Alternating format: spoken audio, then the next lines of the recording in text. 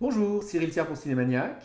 Et Johan Thiou pour Cinémaniac. Aujourd'hui, on va vous parler du Gala du cinéma québécois qui arrive dans quelques jours et pour lequel on va commenter un petit peu les nominations. Alors maintenant, on va décerner des Iris, j'ai bien compris. C'est Ouais. le nouveau nom, Ouais. ex-Jutra, après le scandale de l'affaire. Mhm. Mais c'est surtout un gala qui va avoir besoin de se redorer un petit peu et de donner envie aux gens de le regarder parce que ces dernières éditions étaient un petit peu compliquées suite Ouais. à Mommy. Ouais, mais ça s'améliore, on va dire, l'année dernière. Ils avaient comme un espèce d'entre-deux, là. C'est un pas Jutra, puis pas Gala du cinéma québécois. Ça s'améliorait. Mais là, cette année, il y a comme Guylaine Tremblay Oui. et Edith chose, là. Cochrane. Edith Cochrane, yes. Donc ça peut être pas mal. J'ai hâte, Ouais, j'ai hâte à la sympa. cérémonie quand même. Alors, les nominations, comme d'habitude, ont leur lot de surprises. Mm. Et après, on parlera de qui va gagner, parce que c'est en général pas très compliqué de trouver qui va gagner. C'est ça le problème avec ces prix-là. C'est que si on regarde un petit peu tous les récents gagnants, c'est systématiquement le film légèrement orienté auteur, mais qui a rejoint le plus grand monde qui gagne, systématiquement. C'était Louis Cyr, ça a été le cas de film de Léa Poul l'an dernier, ça a été le cas de Mommy de Xavier Dolan. C'est un petit peu comme ça, donc on va y aller. D'abord dans la catégorie meilleur film. Donc là, comme d'habitude, on en a 5 qui sont à peu près les mêmes que la même réalisation, à un près. Voilà. Avant les rues non, avant les rues, c'est vraiment comment dire, la surprise, je dirais. Ouais, Mm. c'est le film qu'on voyait pas venir, là, le petit film, là, vraiment, une bonne surprise. Ouais, mais qui a quand même fait un bon tour en festival. Je crois qu'il est passé par la Berlinale. Après, évidemment, le gros, comment dire, favori, ça sera forcément Xavier Dolan, même s'il a beaucoup divisé avec celui-là. Mhm.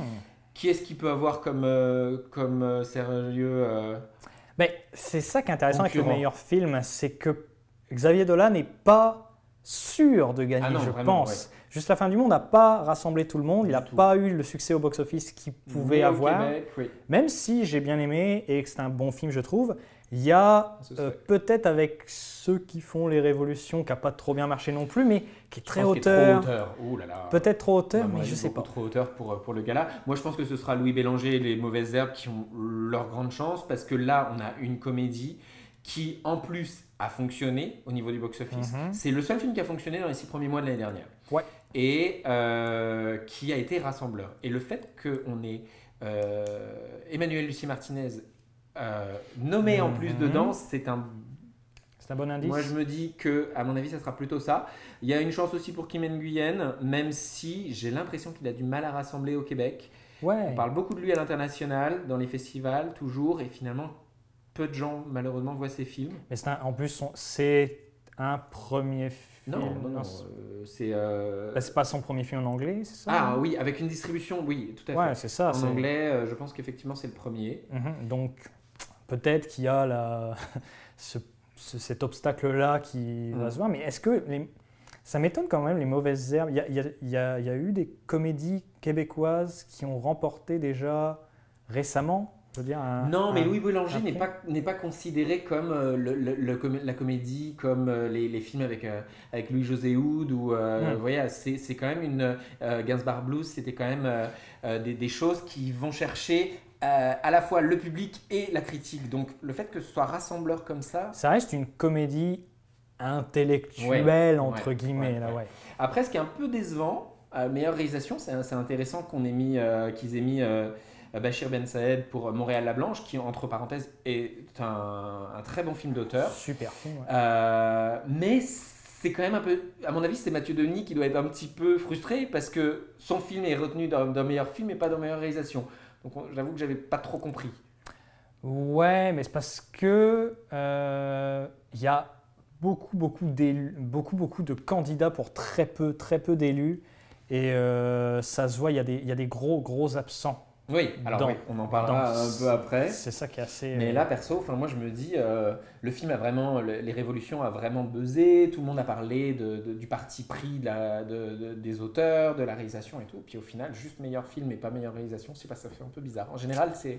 Mais c'est toujours bizarre, on voit ça aux Oscars, on voit ça dans toutes les cérémonies.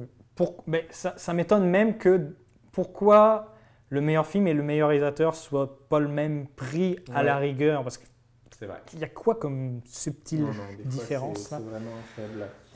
Meilleur scénario, on voit que c'est un peu les mêmes, mais cette fois-ci, on a rajouté André Fortier, Mhm. qui nous a fait une petite, on va dire, écart dans sa filmographie l'année dernière. Est-ce qu'il aura une chance? Je ne sais pas. Le film n'a pas énormément trouvé son public non plus. Bah, au niveau du scénario, le film, c'est vraiment très étrange, parce que le film ne se démarque pas par son scénario, plus par son atmosphère, ses personnages, etc. Alors peut-être au niveau de l'écriture de personnages, c'est ça qu'il voulait comme mettre en avant dans cette nomination-là. Mais je pense plus pour L'ours et les deux amants, qui a quand même une intrigue assez cool, ou Les mauvaises herbes, qui est un coup de cœur au niveau du scénario, qui est c'est un pitch qui est quand même assez... Oui, mais qui est pas novateur non plus, parce qu'il y a eu un film en Angleterre qui avait été fait avec Brenda Blessing il y a 20 ans, où justement son mari meurt et elle est crivée de dettes, et d'un seul coup, qu'est-ce qu'elle peut faire elle utilise son jardinier qui plante personnellement pour en faire un gros commerce. Alors, c'est pas exactement la même chose, mais c'est pas non plus... moi, j'ai pas été très très surpris sur le scénario personnellement. Après, c'est un film très très sympathique et qui a fonctionné, donc pourquoi pas. Je pense par contre que pour revenir sur Le Forcier, celle qui a des chances, c'est Céline Bonnier, parce qu'en second rôle dans Le Forcier, elle est tordante. Ouais, même si... Ben, oui, je l'adore là. Même si j'avoue que Marion Cotillard dans Juste la fin du monde, oui, mais alors... pour moi, c'est son meilleur rôle à date. Ok, moi, là c'est une question intéressante. Déjà, est-ce que les interprètes français de Juste la fin du monde vont venir au gala? Ça, c'est une première question. Et deux, est-ce qu'ils ont des chances, honnêtement? Parce que c'est un jury de Québécois, on s'entend, qui va voter et qui, déjà, pour certains, de ce que j'ai entendu dire, trouvait un peu un malaise de donner des rôles à des Français qui auraient pu être tenus par des Québécois. C'est un peu bof.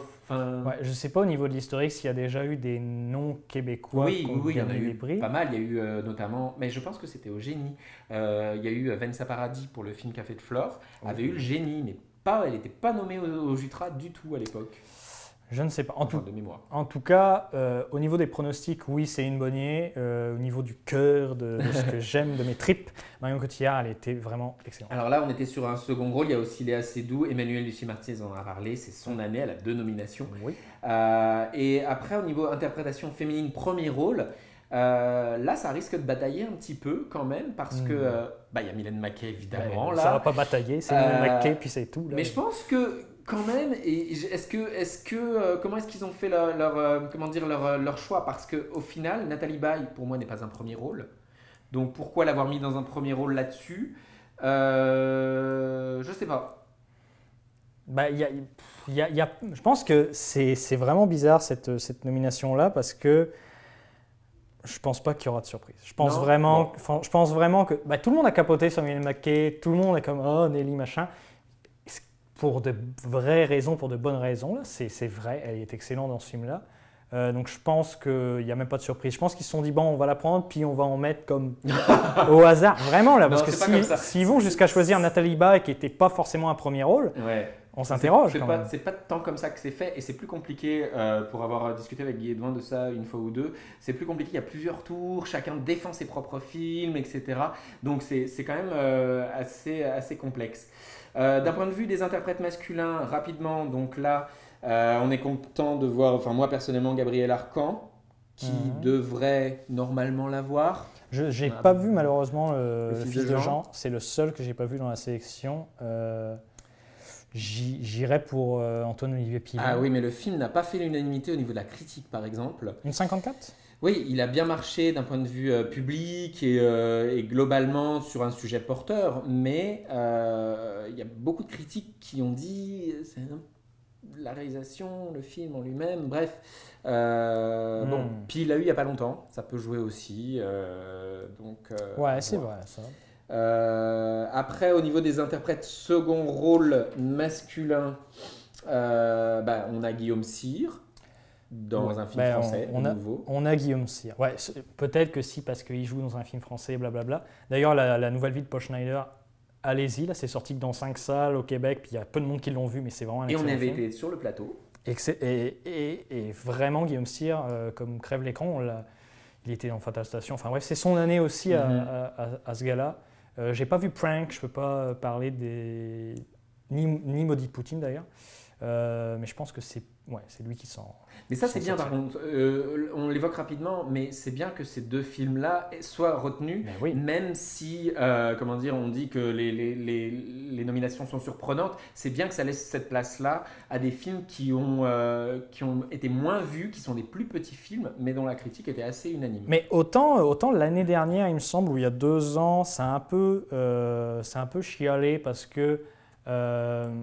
Il y avait beaucoup de films d'auteur qui ont été choisis et très peu de films qui rassemblaient un peu plus le public. Là, cette année, j'ai trouvé que malgré qu'il y a des gros absents, il y a des petits films, il y a des trucs que rarement des gens ont vus mais qui sont excellents, et il y a des films un peu plus gros. Donc ça, c'est un bon mélange. J'aime beaucoup la sélection cette année. Tout à fait. Pour terminer là-dessus, on va parler des révélations, une nouvelle catégorie. Où on est un peu mal à l'aise parce que les révélations du cinéma québécois, Cinémaniac qu'on a créé il y a 3 ans, donc de savoir que le gala du cinéma québécois copie, c'est un petit peu limite, mais bon, le fait qu'on reçoive des messages de soutien de droite à gauche pour nous dire hey, d'autres vous copient, bon, c'est toujours assez agréable. Là par contre, ils sont allés vers des choses beaucoup plus, on va dire, des révélations pour le coup que on ne connaissait même pas les noms pour le coup, donc c'est bien que ça mette le projecteur sur ces personnes-là, voir un petit peu qui va se démarquer. Ouais, ils sont tous bons en plus. J'ai vu la plupart des films en sélection pour cette catégorie-là et les acteurs sont tous bons. Je ne sais pas lequel choisir. J'ai pas vu Prank, mais le reste, ouais. Pour terminer, un petit mot sur les absents. Donc, moi, j'osais dire, comme d'habitude, rien pour Chloé Robichaud. Alors c'est un petit peu amer en disant ça, mais quand je dis ça, c'est parce que déjà à l'époque de Sarah préfère la course, aucune nomination, on avait été pas mal sur le cul, excusez-moi de l'expression là. Là pour pays, personnellement le film m'a moins touché que Sarah préfère la course, mais quand même ça reste une auteure importante du Québec. L'avoir ignoré 2 fois de suite, j'ai vu son message sur les réseaux sociaux quand c'est passé. Je comprends vraiment qu'il y a un moment donné, on se dise c'est pas parce qu'elle a eu le droit d'aller à Cannes qu'elle n'a pas le droit d'être reconnue par ses pairs. Parce que visiblement, j'ai l'impression qu'on lui fait payer ça. On lui fait payer le fait qu'elle est chouchoute en quelque sorte du Festival de Cannes. C'est bizarre que Xavier Dolan n'a pas eu le même traitement, alors que quand tu me dis chouchou de Festival de Cannes, c'est à lui que je pense tout de suite. Mais est-ce qu'il a été sélectionné dès J'ai tué ma mère au Gala du cinéma québécois? C'est ça la question peut-être. Il me semble que oui, c'est ça l'affaire. Mais la chose aussi, c'est que on revient au premier rôle féminin, comme on l'a dit, à part Mylène Mackey, je ne sais pas trop qui va gagner. Là, on a des femmes super bien interprétées dans Pays. Oui, c'est vrai. Pourquoi vous n'avez pas été pioché là-dedans? Mais on avait eu la même problématique à l'époque de Sarah préfère la course avec Sophie Desmarais. Elle était juste en second rôle pour le démantèlement, qu'elle était très bien d'ailleurs dedans, mais c'est juste s'il y avait une comédienne cette année-là qui sortait. Et elle m'avait dit la même chose, elle m'avait dit, vous savez, on ne fait pas du cinéma pour les prix, ce qui est vrai, mais il y a un moment donné où on espère pour les gens qui nous entourent, je pense, c'est ce qu'elle voulait dire, et que le fait que personne ne croit bon de la soutenir, il y a un moment donné, c'est un petit peu frustrant. L'autre truc un petit peu frustrant, je pense que tu vas mieux m'en parler, c'est Jimmy Larouche, qui a posé un petit coup de gueule. Jimmy Larouche est très très fru, notamment pour Dino Tavaron, qui est un acteur exceptionnel. Regardez Mon ami Dino, je ne sais pas où est-ce que vous pouvez le voir ce film, mais regardez-le, ça prouve que Dino Tavaron est un acteur exceptionnel malgré qu'il ait fait des téléromans, etc. En pagaille. Pas de nomination pour lui, c'est vraiment un crève-cœur. Il y a quand même la nomination au second rôle, je crois, ou un révélation, je ne sais plus, révélation pour l'actrice qui joue sa fille dans le film. Mais ouais, il y a Il y a un petit manquement. Oh, ça grince T'as quand vu même. d'autres manquements, toi dans les- King Dave. Oui. Attends, tu fais Un un petit peu. Il a quelques nominations, mais Ouais, effectivement, il n'y a en pas de eff- nomination. En effet vraiment. visuel, Ouais, etc. Mais tu fais un plan séquence d'1 heure et demie, Mhm. là tu la mérites quand même, ta nomination en réalisation. Au moins, là, peut-être pas meilleur film, mais hey, ça vient me chercher, ça m'énerve un petit peu, ça. Ouais, ouais. C'est très très étrange. Et puis, ouais, il est où Alexandre Goët dans la révélation, enfin dans les premiers rôles masculins là Ouais. il tient le bout pendant Mais une je heure et pense demie qu'il y a- aussi. il y a eu un souci avec King Dave au niveau comment dire, comment dire, de la réception critique. Je pense que ça a été très contrasté, disons-nous, et que quand un film est clivant, il peut parfois être complètement oublié d'un ensemble de choses. C'est pour ça qu'une 54 a très peu de Oui, mais nominations une aussi. 54 a été chercher un public quand même beaucoup plus important que King Dave, qui finalement est resté intéresser le milieu du cinéma, je pense, seulement, Ok, donc malheureusement. en gros, on a traité King Dave comme les Oscars traitent leurs blockbusters, on leur donne que des nominations Ouais, techniques. on Ouais, va c'est dire. peut-être ça. C'est peut-être ça, C'est malheureusement. dommage. Bon, pour terminer, moi, je veux quand même rappeler qu'il y a eu aussi la présence de François Jarros une nouvelle fois dans la catégorie du meilleur court-métrage de fiction, et également la présence du très beau documentaire Parfaite, dont on a pas mal parlé aussi sur Cinémaniac, qui est à la fois en meilleur documentaire et en meilleure direction photo de documentaire. Ça, c'est un nouveau prix d'ailleurs. Ok. Bon, pourquoi pas. Ça va Je pas- ne sais pas si ça va durer longtemps. Ça va se transformer en Gémeaux, ils vont rajouter 40 000 Ouais, prix. je sais pas. C'est un petit peu bizarre des fois les prix qui ont été créés. C'est comme il y a quelques années au César, il y avait la meilleure affiche. C'est des prix qui sont restés 3-4 ans, mais peut-être qu'ils tentent quelque chose. Là, Non, ils se disent on ça va essaye. peut-être intéresser l'industrie. Ceci dit, il y a une grosse industrie documentaire au Québec, donc peut-être Oui, qu'effectivement, oui, ça aura son attrait. Donc voilà, c'était un petit peu nos commentaires par rapport au gala qui aura lieu, je pense, début juin. Je sais plus la date exacte, 4 ou 5. Et puis, on va voir si ça correspond un petit peu avec nos prédictions. À la prochaine! Salut.